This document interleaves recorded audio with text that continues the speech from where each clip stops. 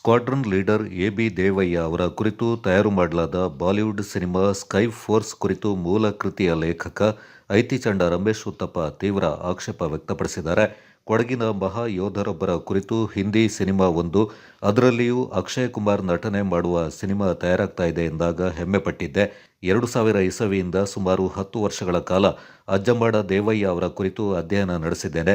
1965ರಲ್ಲಿ ಯುದ್ಧ ನಡೆದ ಹಲವು ಪ್ರದೇಶಗಳಿಗೆ ಭೇಟಿ ನೀಡಿದ್ದೇನೆ. ಸಾಕಷ್ಟು ಮಂದಿ ಸೇನಾಧಿಕಾರಿಗಳು ಕುಟುಂಬದವರಿಂದ ಮಾಹಿತಿಯನ್ನ ಪಡ್ಕೊಂಡಿದ್ದೇನೆ.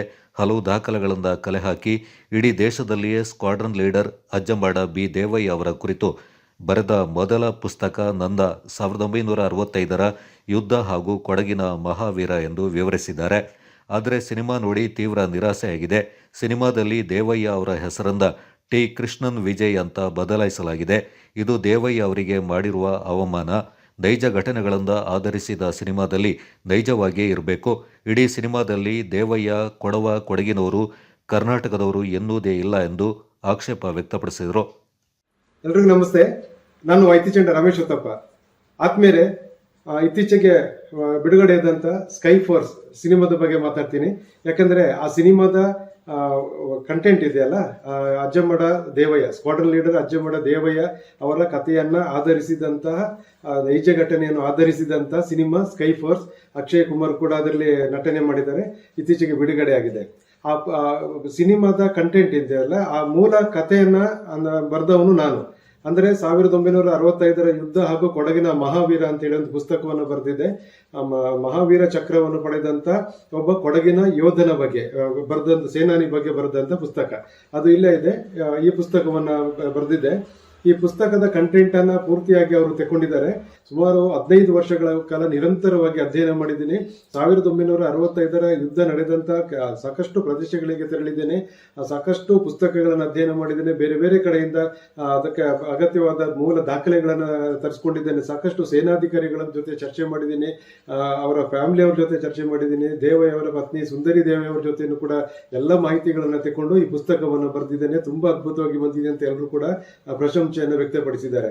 ಆದರೆ ಈ ಸಿನಿಮಾವನ್ನ ಇತ್ತೀಚೆಗೆ ಅದನ್ನ ಸಿನಿಮಾ ಮಾಡಿದ, ಈ ಪುಸ್ತಕವನ್ನ ಸಿನಿಮಾ ಮಾಡಿದಾಗ ನನ್ನ ಕಥೆಯನ್ನ ತಗೊಳ್ತೀನಿ ಅಂತ ಹೇಳಿ ಹೇಳಿದಾಗ ನನಗೆ ಖುಷಿ ಆಯಿತು. ಕೊಡಗಿನ ಒಬ್ಬ ಯೋಧನ ಬಗ್ಗೆ, ಸೇನಾನಿಯ ಬಗ್ಗೆ ಇಡೀ ವಿಶ್ವದಲ್ಲಿ ನೋಡುವಂತ ಒಂದು ಅವಕಾಶ ಸಿಗುತ್ತೆ. ಕೊಡವರ ಒಂದು ಆ ಕೆಚ್ಚು ಇದೆಯಲ್ಲ, ಅವರ ದೇಶ ಸೇವೆ ಇದೆಯಲ್ಲ, ಅವರ ಸೇನಾ ಪ್ರೀತಿ ಇದೆಯಲ್ಲ, ಅದನ್ನ ತೋರಿಸಲಿಕ್ಕೆ ಒಂದು ಅವಕಾಶ ಆಗುತ್ತೆ ಅಂತೇಳಿ ನಿಜವಾಗಿ ನನಗೆ ಖುಷಿಯಾಗಿತ್ತು. ಆದರೆ ಇದರ ಕಾಪಿ ರೈಟ್ ನನ್ನ ಹೆಸರಲ್ಲಿ ಇದ್ರೂ ಕೂಡ ಅವರು ಇಲ್ಲಿವರೆಗೆ ನಾನು ಪರ್ಮಿಷನ್ ತಗೊಂಡಿಲ್ಲ. ಅವರು ಕೆಲವರು ಹೇಳಿದ್ರು, ನಿಮ್ ಬಾಂಬೆಗೆ ನೀವು ಬರಬೇಕು, ಅಲ್ಲಿ ರಿಲೀಸ್ ಆಗದ ದಿವಸ ಇರಬೇಕು ಅಂತೇಳಿ. ಆದ್ರೆ ನನ್ಗೆ ಗೊತ್ತಿಲ್ಲದಂಗೆನೆ ಕೆಲವರು ಅದಕ್ಕೆ NOC ಕೊಟ್ಟಿದ್ದಾರೆ. ಅದು ನಮ್ಮವರೇ ಕೊಟ್ಟಿರೋದು. ಇದು ನಿಜವಾಗಿ ದುರಂತ. ಒಂದು ಸಿನಿಮಾವನ್ನ ನೋಡದೆ, ಅದರ ಕಂಟೆಂಟ್ ಅನ್ನು ನೋಡದೆ ನಾವು NOC ಕೊಡಬಾರದು. ಆದ್ರೆ ನಮ್ಮಲ್ಲಿ NOC ಕೊಟ್ಟಿದ್ದಾರೆ. ಸಿನಿಮಾ ನೋಡಿದ ಮೇಲೆ ನನಗೆ ತುಂಬಾ ಬೇಜಾರಾಯಿತು. ಯಾಕಂದ್ರೆ ಸ್ಕ್ವಾಡ್ರನ್ ಲೀಡರ್ ದೇವಯ್ಯನ ಬಗ್ಗೆ ಬರೆದ ಪುಸ್ತಕ ಆಗಿದ್ರು ಕೂಡ ಅಲ್ಲಿನ ಸಿನಿಮಾದ ಪಾತ್ರಧಾರಿಯನ್ನ ಟಿ. ಕೃಷ್ಣನ್ ವಿಜಯ್ ಅಂತೇಳಿ ಮಾಡ್ಕೊಂಡಿದ್ದಾರೆ. ದೇವಯ್ಯ ಅಂತ ಕೊಡ್ಬೋದಿತ್ತು ಅವರಿಗೆ. ಅಜ್ಜಂಬಡ ದೇವಯ್ಯ, ಎ.ಬಿ. ದೇವಯ್ಯ ಅಂತ ಕೊಟ್ಟಿದ್ರೆ ಏನಾಗ್ತಿತ್ತು ಅವರಿಗೆ? ಇಡೀ ಸಿನಿಮಾದಲ್ಲಿ ವಿಜಯ್ ವಿಜಯ್ ವಿಜಯ್ ಅಂತ ಇದೆ. ತಮಿಳುನಾಡಿನ ವ್ಯಕ್ತಿಯೊಬ್ಬರ ಹೆಸರನ್ನ ಹಾಕಿದ್ದಾರೆ. ಯಾಕೆ ಕೊಡವರ ಹೆಸರನ್ನ ಹಾಕಿದರೆ, ಕೊಡಗಿನವರ ಹೆಸರು ಹಾಕಿದ್ರೆ ಇವ್ರಿಗೆ ಏನ್ ತೊಂದರೆ ಆಗ್ತಿತ್ತು ಇವರಿಗೆ? ನಂತರ ಇಡೀ ಸಿನಿಮಾದಲ್ಲಿ ಅವರು ಕೊಡಗಿನವರು ಅಂತೇಳಿ ಯಾವುದೇ ಒಂದು ಪದ ಕೂಡ ಬಂದಿಲ್ಲ.